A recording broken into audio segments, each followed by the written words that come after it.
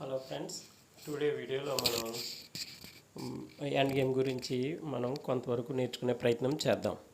ఒకసారి ఎండ్ గేమ్లో always king active part అనమాట అండి. కింగ్ ఎంత యాక్టివ్గా ఉంటే అంత ఆ విధంగా మనం ఎండ్ గేమ్ని ఈజీగా విన్ చేయొచ్చు అనమాట అండి. ఫస్ట్ కింగ్ని యాక్టివ్ చేస్తే చెక్ చెప్పింది.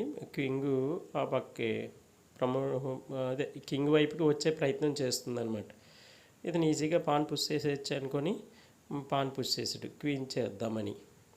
ఓకే, అమ్మాయి పాన్ పుష్ చేసింది, ఇతను కూడా పాన్ పుష్ చేశాడు. ఓకే, యాక్చువల్గా కింగ్ దగ్గరికి వచ్చేస్తుంది అనమాట. అమ్మాయి ఏం చేస్తుందో చూద్దాం. ఓకే, అలాగే చేసింది. ఇతను ఇంకా స్పీడ్గా పాన్ పుష్ చేశాడు.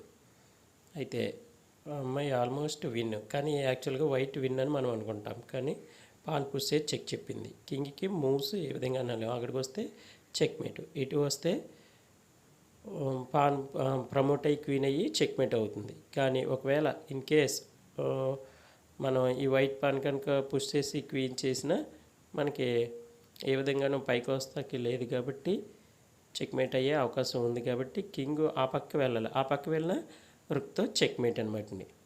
అయితే ఇక్కడ మనం నేర్చుకున్న విషయం ఏంటంటే, కింగ్ని యాక్టివ్ పార్ట్లోకి తీసుకొచ్చి పాస్డ్ పాన్ ఉంది కాబట్టి పాస్డ్ పాన్ వైపుకి తీసుకెళ్ళాడు. ఇక్కడ ఇతను అవతల వైపుని క్వీన్ ప్రమోట్ అవ్వడం